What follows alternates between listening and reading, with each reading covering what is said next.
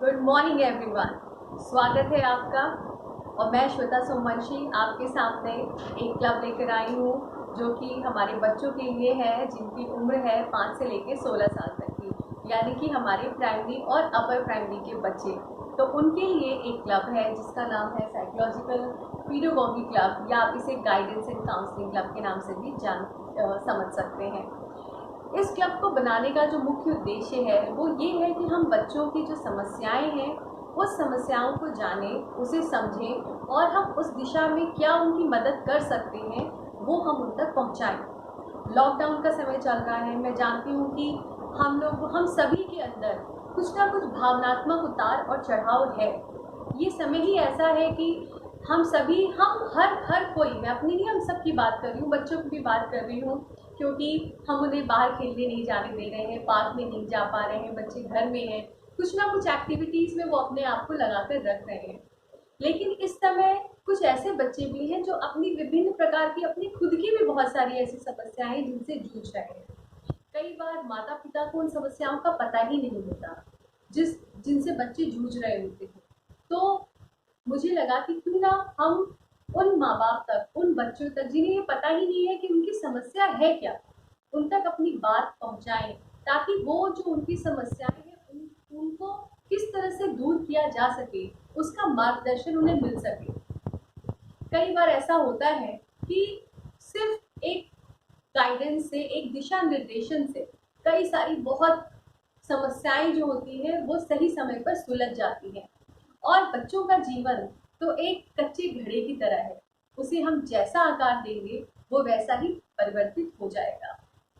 एक बहुत ही बड़े वैज्ञानिक सिगमंड फ्रॉइड रहे हैं जिन्होंने बहुत ही सुंदर लिखा है, people do not want freedom, people do not want freedom because freedom involves responsibility and most people are frightened of responsibility। लोग स्वतंत्रता वाकई में असलियत में नहीं चाहते, क्योंकि स्वतंत्रता एक दायित्व के साथ आती है और अक्सर लोग दायित्व लेने से डरते हैं। पर मेरा मानना है कि फ्रीडम रिस्पॉन्सिबिलिटी के साथ आती है और हमें उस रिस्पॉन्सिबिलिटी को समझना चाहिए और लेना चाहिए। और उसी रिस्पॉन्सिबिलिटी के साथ मैंने इस क्लब को बनाया है उन बच्चों के लिए जिनकी हम बहुत सारी जो समस्याएं हैं उनको समझेंगे, उनको जानेंगे, और जो लोग नहीं जानते उस बारे में, जो अवेयरनेस हम फैलाना चाहते हैं, उन सब लोगों तक ये अवेयरनेस पहुंचा सके कि जो भी आपकी चाहे मेंटल प्रॉब्लम है या फिर हेल्थ रिलेटेड इश्यूज है या फिर कुछ ऐसी डिसेबिलिटी है जो कई माता पिता नहीं जानते, तो उन तक ये बात पहुंच सके ताकि वो जाने कि बच्चों में जो डिसेबिलिटी है उसको हम कैसे कम कर सकते हैं। हमारे माननीय प्रधानमंत्री मोदी जी ने डिसेबिलिटी को दिव्यांगता शब्द दिया, बहुत ही सुंदर, ताकि हम उन लोगों को उनको आत्मनिर्भर बना सके, उनकी जो भी समस्याएं हैं उसको सही दिशा में उनको निर्देशित करके उस समस्या का हल पाया जा सके और हम उनको एक सही रास्ते पर, जो एक सही दिशा है वो प्रदान कर सके, ताकि वो भी और लोगों की तरह अपने जीवन को आत्मनिर्भर और आत्मसम्मान के साथ जी सके। तो इस ग्रुप का जो मुख्य उद्देश्य है वो ये है कि हम बच्चों की जो भी लर्निंग प्रोसेसेस में जो प्रॉब्लम्स आ रही हैं वो क्या है उसको जाने, जो इमोशनल स्ट्रेस है बच्चों के बीच में, या जो भी बच्चों में जो इमोशनल, चाहे वो एग्जाम का प्रेशर हो सकता है या और भी डिफरेंट टाइप के चैलेंजेस हो सकते हैं, खासकर जो बच्चे किशोरावस्था में है, जो टीन एज में है, उनमें विभिन्न प्रकार के, क्योंकि शारीरिक परिवर्तन हो रहा होता है तो उसमें मानसिक भी बहुत प्रकार के परिवर्तन हो रहे होते हैं। तो वो बात कैसे उन बच्चों तक पहुंचेगी, तो उसी के लिए इन सब चीज़ों को एम बनाते हुए मैंने एक क्लब बनाया है जिसमें हम बच्चों को उन समस्याओं से रूबरू कराएंगे और उन समस्याओं का हल भी बताएंगे। तो चलिए हम आगे बढ़ते हैं और आज हम बात करेंगे डिसेबिलिटी के बारे में। तो डिसेबिलिटी क्या है, दिव्यांगता क्या है? डिसेबिलिटी के बहुत प्रकार है, चाहे वो जन्मजात हो सकती है या फिर किसी परिस्थिति, एक्सीडेंट की वजह से भी हो सकती है, और कुछ ऐसी डिसेबिलिटीज होती हैं जो कि मेडिकल कंडीशन या फिर आप ये समझ सकते हैं कि मेडिकल इश्यूज की वजह से हो जाती हैं। उन्हीं डिसेबिलिटीज में से आज हम बात करेंगे डिसलेक्सिया की। इसके बारे में, डिसलेक्सिया के बारे में बात करेंगे। डिसलेक्सिया को जो हमारा भारत में, क्या डिसलेक्सिया को एक स्पेशल डिसेबिलिटी माना जाता है? क्या आप इस बात को जानते हैं? आके डेप्यूटी एक्ट जो कि 2016 जब पास हुआ, तब उसमें डिसलेक्सिया को स्पेशल डिसेबिलिटी माना गया। इससे पहले डिसलेक्सिया को स्पेशल एबिलिटी में नहीं माना जाता था। हालांकि 1881 में डिसलेक्सिया नामक ये जो शारीरिक क्षमता या डिसेबिलिटी है, इसकी खोज कर ली गई थी और बहुत सारे ऐसे लोग हैं जो डिसलेक्सिया से ग्रसित हैं। लेकिन भारत में 2016 में डिसलेक्सिया को स्पेशल डिसेबिलिटी माना गया। अब डिसलेक्सिया है क्या? तो आज मैं बात करूंगी डिसलेक्सिया के बारे में। डिसलेक्सिया जो समस्या है वो बच्चों में बेसिकली होती है पढ़ने और लिखने से संबंधित। ये एक लर्निंग डिसेबिलिटी है। इसका मतलब ये है कि इसमें बच्चे पढ़ नहीं पाते और प्रॉपर लिख नहीं पाते, या तो शब्दों को बच्चे उल्टा लिखेंगे या बच्चे उसको ठीक से पढ़ नहीं पाएंगे। तो ज़्यादातर माँ बाप को ये लगता है, जो बच्चे डिसलेक्सिया से ग्रसित होते हैं उनको लगता है कि हमारा बच्चा पढ़ने में कमज़ोर है या वो पढ़ नहीं पाता। आप लोगों ने आमिर खान की एक मूवी देखी होगी तारे ज़मीन पर। उसमें एक बच्चा था जिसने डिसलेक्सिया से पीड़ित बच्चे का रोल किया था। अगर आप लोग देख चुके हैं वो उस फिल्म को, तो आप मेरी इस बात को बहुत अच्छे से समझेंगे कि उसमें जो उसके माता पिता थे वो उस बच्चे को समझते थे कि वो जानबूझकर नहीं पढ़ता और वो शैतानी करता है, लेकिन वो ये नहीं जानते थे कि वो बच्चा डिसलेक्सिया से पीड़ित है। जो बच्चे डिसलेक्सिया, जो ये मेडिकल कंडीशन है और इसको कंट्रोल किया जा सकता है। डिसलेक्सिया से पीड़ित बच्चे और बच्चों की तरह ही उनमें भी पूरी क्षमता होती है सीखने की, पढ़ने की, लेकिन चूंकि मेडिकल इलनेस है, इसको आप कह सकते हैं, एक डिसेबिलिटी हो जाती है जिसके कारण वो बच्चा असमर्थ हो जाता है पढ़ने और लिखने में। तो ये एक लर्निंग डिसेबिलिटी है, पढ़ने वाली अक्षमता है, जिससे बच्चे पढ़ नहीं पाते और लिख नहीं पाते। पढ़ने से मेरा मतलब पठन से है, स्टडीज से नहीं, पठन से है कि बच्चे को आपने किताब दी और वो बच्चा उस किताब को ठीक से पढ़ नहीं पा रहा है। आपने कुछ शब्द उसे लिखने के लिए दिए और वो बच्चा लिख नहीं पा रहा है। तो ये जो समस्या है, ये डिसलेक्सिया की समस्या है, जो बच्चों में ज़्यादातर डिसलेक्सिया जो है वो बच्चों में हम देखते हैं और ज़्यादातर प्राइमरी के बच्चों में समस्या आती है, क्योंकि वो लिखने की जो तरीका है वो या तो शब्दों को उल्टा लिखेंगे या शब्दों की स्पेलिंग वो ठीक से बना नहीं पाएंगे या वो शब्दों को ठीक से पढ़ नहीं पाएंगे। तो ये सारी जो समस्याएं हैं वो डिसलेक्सिया में आती हैं।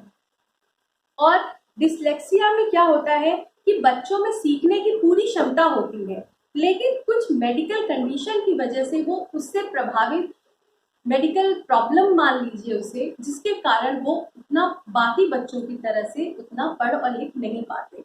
तो इस समस्या को हम माँ बाप को पहले तो ये जानना जरूरी है कि क्या माँ बाप को ये पता है कि उनका बच्चा डिसलेक्सिया से पीड़ित है। तो इसके लिए माँ बाप को बच्चों को ऑब्जर्व करना चाहिए कि अगर कोई ऐसी समस्या है तो उन्हें जो विशेषज्ञ है या स्पेशल एजुकेटर्स हैं उनके पास अपने बच्चे को ले जाना चाहिए और डिसलेक्सिया की समस्या को कंट्रोल किया जा सकता है। मैंने कहा डिसलेक्सिया की समस्या को हम कंट्रोल कर सकते हैं।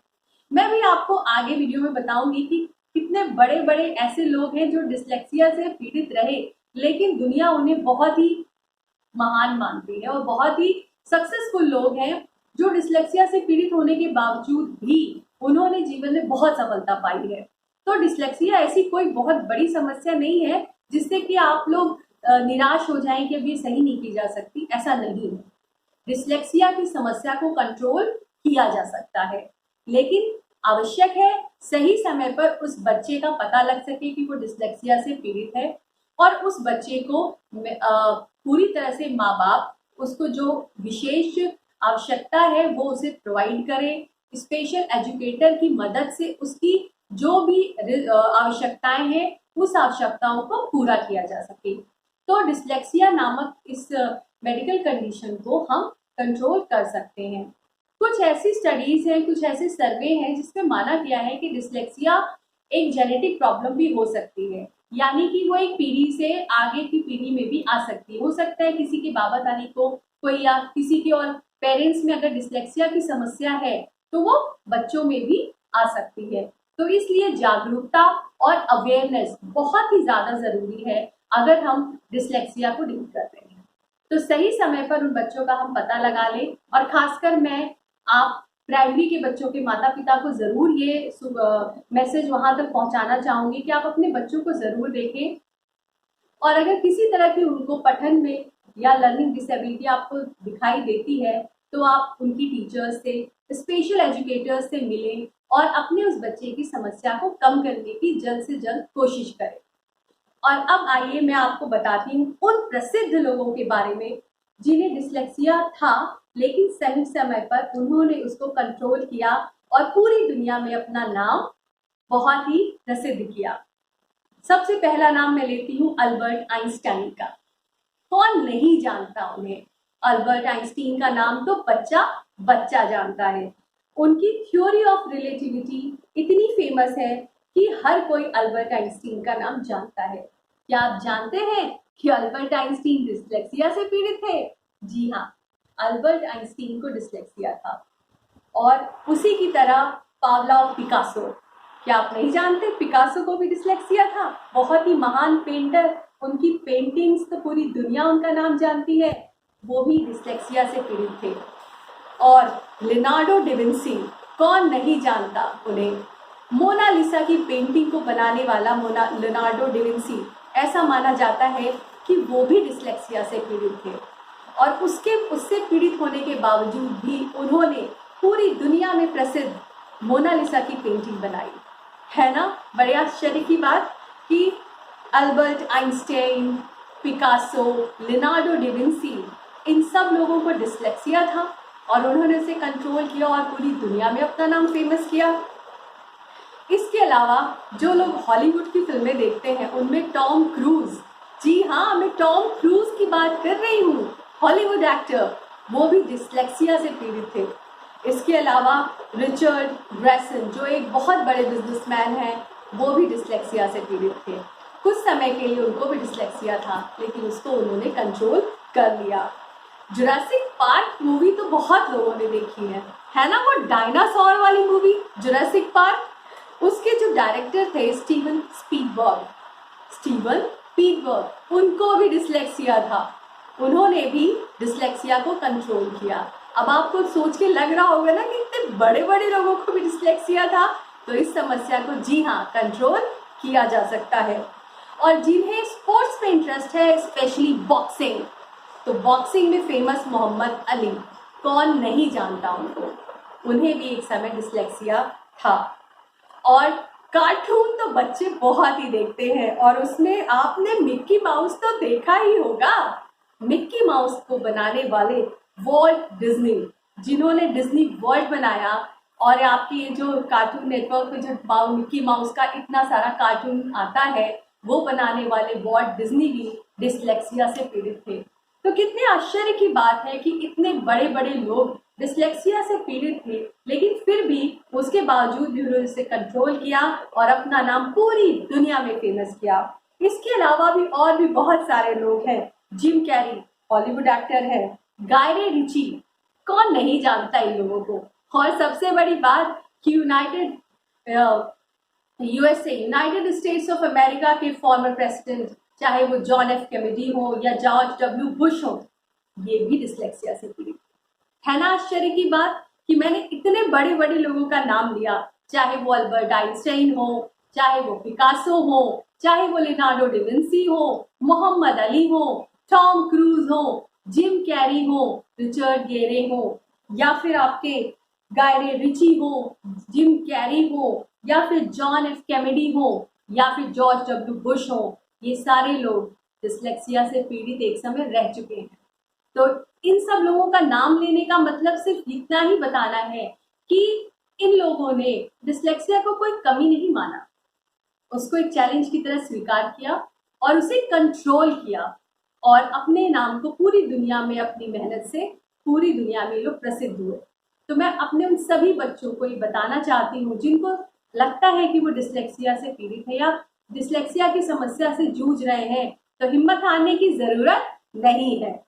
आप इसे कंट्रोल कर सकते हैं और अपना नाम इन्हीं लोगों की तरह पूरी दुनिया में फेमस कर सकते हैं। मुझे लगता है ये लोग बहुत स्पेशल हैं और इनकी ये स्पेशलिटी है जिसे वो अपने कमी नहीं मानेंगे।